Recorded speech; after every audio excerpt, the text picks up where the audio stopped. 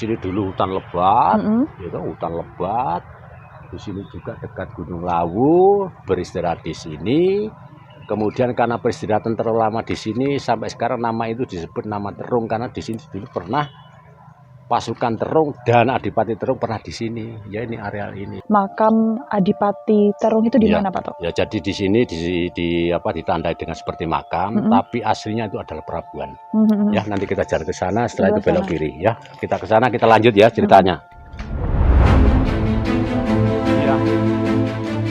Di situs pelabuhan Sang Adipati Terung ini terdapat pula situs yang Sandal diyakini harus dilepas. masyarakat Terung sebagai abdi dalam setia yang menemani perjuangan Sang Adipati saat mengantar Raja Majapahit kelima ke Gunung Lawu.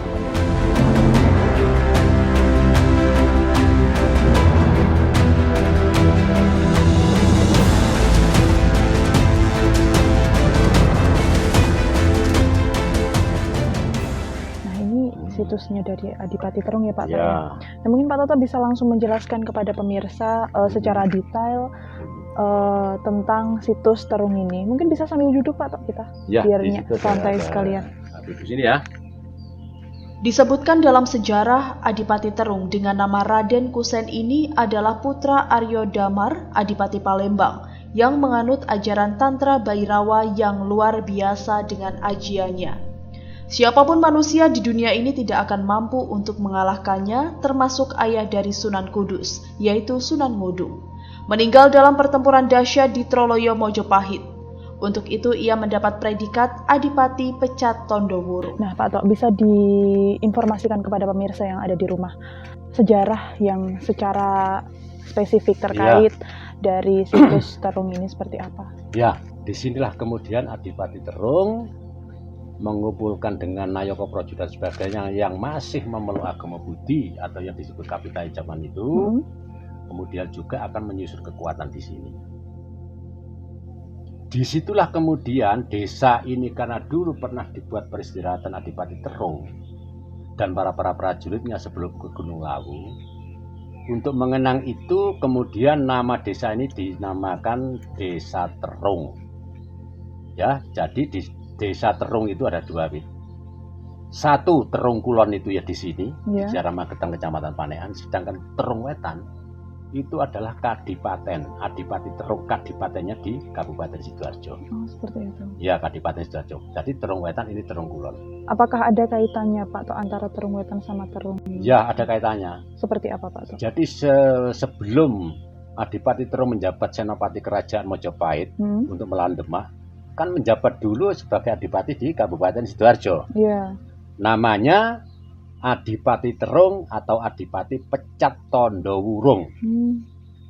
Ya mungkin Adipati Pecat Tondowurung itu adalah nama sebuah predikat saja, karena pada waktu sebelum menyerang Majapahit, Raden Patah pernah memberikan saran kepada adiknya untuk membantu Demak Bintoro untuk melawan bersama-sama. Tapi pada waktu itu disetujui oleh Adipati Terung. Tapi kemudian di tengah jalan dia balelo. Kenapa balelo? Karena apa? Saya ini bisa mukti jadi adipati atas prakarsa Sinuwun, saya diberi kedudukan. Tapi kenapa saya harus menyerang kepada ayahanda sendiri? Walaupun itu bukan ayahanda yang asli, tapi ayahanda yang aslinya itu kan Aryo Damar. Disitulah mungkin dari kata-kata Pecat Tondowurung itu adalah menggagalkan suatu perjanjian. Tondowurung, ya kan? Ya, nah seperti itulah. Kemudian predikat itu sampai sekarang terkenal Kanjeng Raden Aryo Adipati Pecat Tondowurung. Seperti itu. Ya. Nah, selama beliau ini masih hidup ya Pak Tok, apakah ada prestasi-prestasi mungkin atau mungkin yang beliau ini dapatkan di waktu beliau masih hidup? Jadi prestasi Adipati Terung, ya toh, ya pada waktu itu ya cukup sebagai senopati ya. Senopati itu prestasinya sangat besar, memimpin suatu peperangan, memimpin suatu pergerakan dan sebagainya. Karena untuk diangkat menjadi senopati kan jarang-jarang kalau memang orang itu tidak sakti. Nah, kemudian pada suatu ketika setelah Adipati Terung nderekake Sinuwun Brawijaya kelima ke puncak Gunung Lawu di Argodalem sampai Argodumila, beliau turun. Setelah turun dia bertempat tinggal di sini sampai beliau wafat, dan beliau juga memberikan suatu amanat kepada anak cucunya yang ada di sini. Besok kalau saya sudah meninggal, obongen karo kayu cendono ning Gunung Lawu.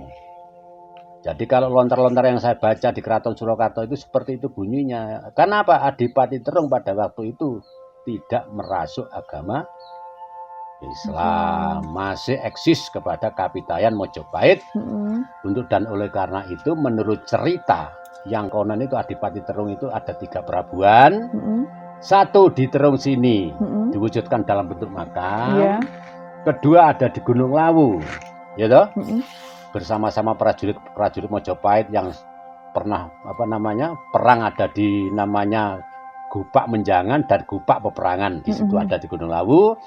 Kemudian sebagian lagi perabuannya ada di Kabupaten Sidoarjo yang disebut dengan Kadipaten Terung. Oh, seperti itu. Nah, Pak Tok, kalau untuk Adipati Terung ini sendiri dahulunya itu meninggalnya karena apa, Pak Tok? Ya, tua. Karena di situ Adipati Terung tidak disebutkan meninggal karena perang. Karena habis perang di Troloyo itu kemudian menjadi seorang pertapa.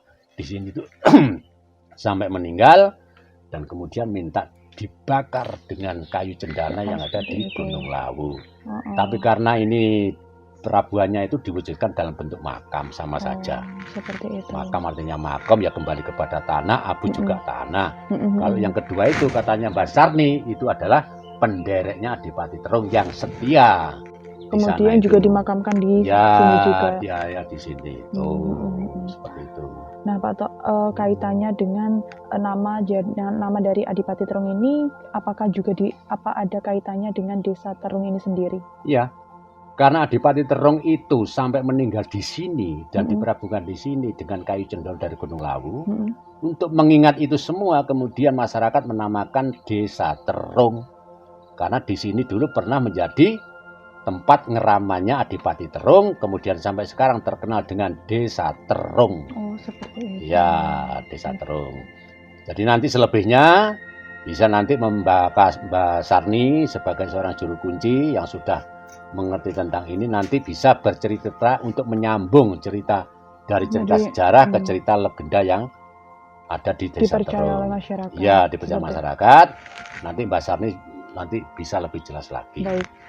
Ya. Kita langsung menemui Mbak Sarni aja, Pak. Ya, kita nanti langsung menemui Mbak Sarni untuk supaya sejarah ini bisa sinkron antara Saur Sepuh dengan sejarah yang sebenar. Baik. Ya, oke.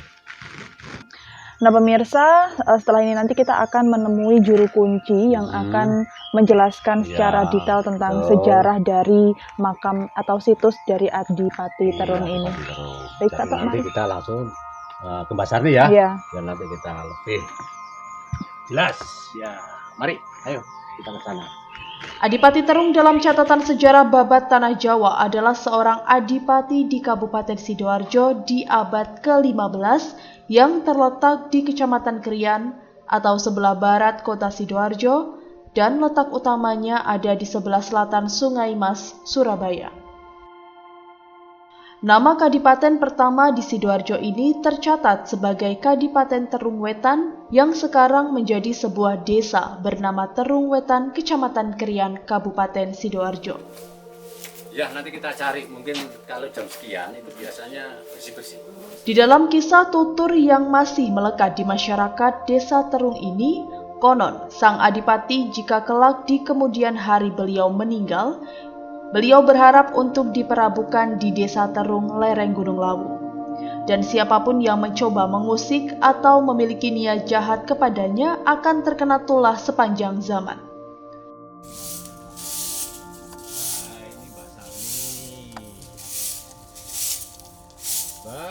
Kita mau tanya-tanya tentang sejarahnya dari Adipati Terung.